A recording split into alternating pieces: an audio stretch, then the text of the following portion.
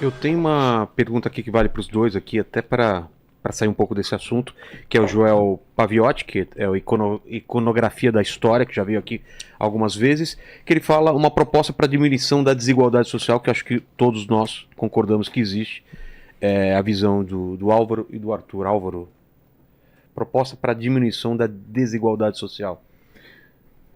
Tudo aquilo que o Arthur odeia, o Estado. É a única ferramenta que a gente tem nesse momento histórico, através da qual a gente pode se organizar para fazer o que precisa ser feito para a coletividade, né? Mas aí entra a minha visão de mundo, claro, né? Eu não acredito que você vai deixar o mercado seguir Iniciativa privada. sem nenhuma restrição, sem nenhuma organização, e daí, de algum jeito, todos os interesses privados vão se organizar para impulsionar o interesse coletivo. Isso não entra na minha cabeça, né? Mas essa é uma questão das minhas convicções, e que eu assim, normalmente deixo de lado, né? Agora, nesse momento histórico, a gente percebe a importância da estrutura pública. Empresa nenhuma vai construir o Muro da Mauá em Porto Alegre. Empresa nenhuma vai adaptar as cidades brasileiras para os eventos climáticos extremos que estão por vir, né? Empresa nenhuma vai conseguir acabar com a fome no mundo. Se a gente deixar o agro atuar por si só, a prioridade não vai ser essa, vai ser lucrar com a comida e não distribuir a comida direito, né? Isso para mim é um assunto muito sério. O Brasil desarticulou sua política alimentar desde o Michel Temer, né? Os armazéns da Conab, as privatizações, etc. Isso para mim é um assunto muito sério, né? Mas o Brasil melhorou. A gente tinha 33 milhões de famintos em 2022 e eu acho que a gente está com 8,7. Agora, se Deus quiser, cai para o ano que vem também, né? Então essa é uma questão assim que me interessa, eu penso muito nisso, né? E o Arthur, claro, ele pensa diferente, né, Arthur? Na verdade é o seguinte, né? Eu nem vou para a questão ideológica. Eu acho que a gente tem um papel um pouco maior do que ficar se baseando em livros escritos no meio do século XX ou anteriores para resolver o problema do Brasil com fórmula de bolo. Eu acho que nós temos dois problemas urgentes, que são os dois maiores problemas sociais do Brasil. O primeiro é basicamente que a gente é viciado em cobrar imposto no produto e no serviço, e a gente é leve no imposto de renda, por incrível que pareça. Isso é absolutamente injusto, porque faz com que o mais pobre pague proporcionalmente muito mais imposto do que o rico. Então, a maior injustiça social do Brasil, ela é urgente, que é a forma de tributação que a gente espreme o pobre e beneficia o rico. Esse é o mais urgente. Só que eu acho que a longo prazo, o maior problema social do Brasil é a habitação. Nós temos, e essa habitação ela não tem que ser vista de forma ideológica e de poder centralizador. Você tem que olhar para o município. E um problema gravíssimo do Brasil, né? Eu posso pegar São Paulo como exemplo, é que a gente, desde 1974, quando a gente teve nosso primeiro plano diretor, a gente viciou todos os municípios do Brasil a fazerem planos diretores muito restritivos, que empurram as pessoas para as periferias das cidades.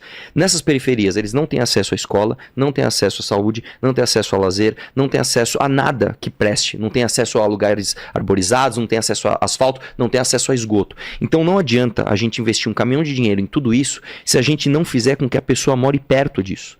Então, revisão de plano diretor e revisão das nossas leis tributárias, para mim, seria o primeiro passo para a gente começar a resolver diferenças sociais no Brasil. E é claro que você tem diversas outras camadas, mas eu acho que eu começaria. As mais centrais para mim são essas. Não combinaram, mas os dois demoraram o mesmo tempo para responder. Oh? As últimas perguntas, vamos lá? E depois para umas considerações finais de cada um. Vamos lá. Para o Álvaro. O José pergunta aqui: Álvaro, como que o Meteoro pretende fazer jornalismo isento tendo um viés político claro como você mesmo disse? A gente é tudo menos isento. Ele deixou claro isso. Nós temos nossas convicções, elas ficam muito claras, muito bem estabelecidas, a gente prefere ser frontal com elas, né? Então as pessoas têm que saber no que nós acreditamos e tem que ter a segurança de que a gente prioriza os fatos, né? Eu relembro aqui, não há jornalismo que não milite, ainda que discretamente. Não há jornalismo que não milite, ainda que discretamente. Nossa, posso falar e aí baita a resposta. gente acaba fazendo essa diferenciação, né? Entre o lobby e a militância.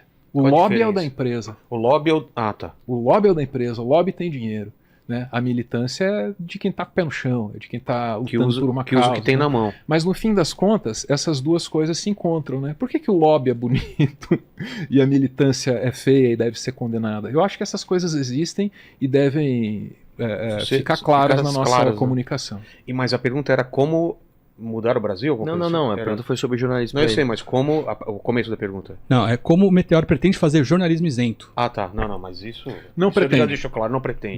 Posso falar? Mas é. Baita resposta, cara. E quem diz isso tá contando meia verdade, né? Nós fazemos jornalismo totalmente isento. Não existe isso.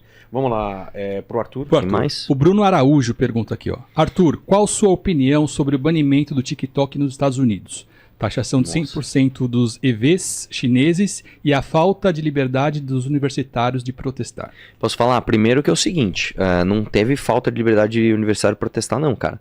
Lá é o seguinte, lá você não pode impedir ninguém de estudar e antissemitismo não é permitido em universidades. Tanto que os caras saíram de lá presos e, se não me engano, eu não lembro agora a estatística, mas acho que 80% das pessoas que foram presas não eram estudantes daquelas universidades. Obrigado.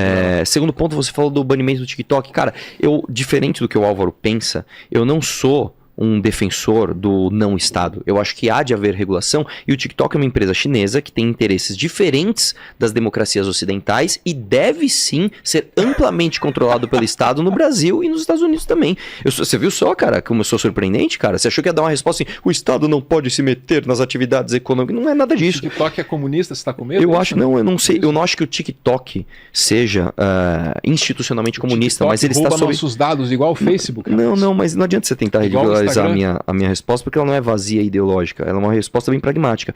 O TikTok ele está submetido a um governo autoritário que pode sim, o governo, pegar os dados que a empresa tem e usar da maneira que quiser, cara. Mais do que isso, a gente sabe que os algoritmos de rede social são todos caixas pretas. E eu não acho que isso seja saudável se você tem uma democracia que regula o tempo de TV no segundo, você simplesmente fala assim, não, tudo bem, o seu algoritmo pode privilegiar o discurso que for sem eu nem ver. Não pode, cara, eu acho que tem que ter regulação. Inclusive, um outro ponto de debate muito bom que a gente poderia ter é o PL 2630, o PL da regulamentação das redes sociais, que eu, com muito mérito, vim aqui e desmontei a narrativa do próprio relator, que era o Orlando Silva, e por conta do meu método estridente e não sei o que e tarará, ele não conseguiu aprovar o projeto, né? Então, assim, eu sou a favor sim, cara. Eu acho que tem que ter regulação do Estado no TikTok, sim. Eu não sou otário, não.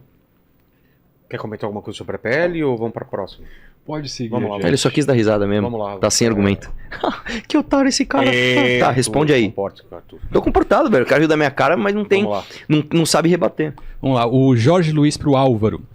Álvaro, boa tarde, não, boa noite, né? Tudo bem com você? Gostaria muito de saber de você se quando o Guga Noblar questiona o Nicolas na Câmara, é provocação ou jornalismo profissional?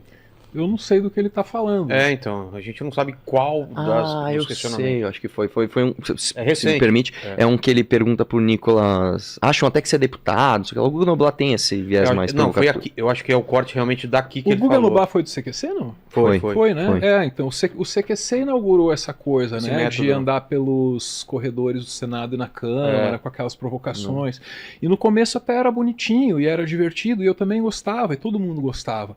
Só que aí aconteceu da gente começar a eleger gente que se comportava com o mandato como se fosse repórter do CQC. E aí começou a merda, né? É isso. Por o Arthur? A última aqui pro Arthur. Miguel Baldi pergunta: Arthur, você defendeu o voto impresso 2 vezes, apesar de falar que não apoiava o Bolsonaro. Sim, E o Eduardo Bolsonaro te passou para trás. verdade. Você ainda tem vontade de dar na cara dele, como disse no Não, podcast? de jeito nenhum, cara. Eu falei isso, nossa, se eu falei isso, mandei muito mal. Não quero dar na cara de ninguém, velho. Puta coisa idiota e jamais quero incentivar esse tipo de coisa. Eu acho que a gente tem que resolver as nossas coisas assim, ó, no debate. Inclusive, fazer um elogio ao Álvaro, cara. Ele foi muito corajoso, muito homem de ter vindo aqui debater comigo. Em nenhum momento me agrediu, nada. E coisa que outros esquerdistas, vou citar de novo, o bunda mole do Cauê Moura, não tem coragem de fazer.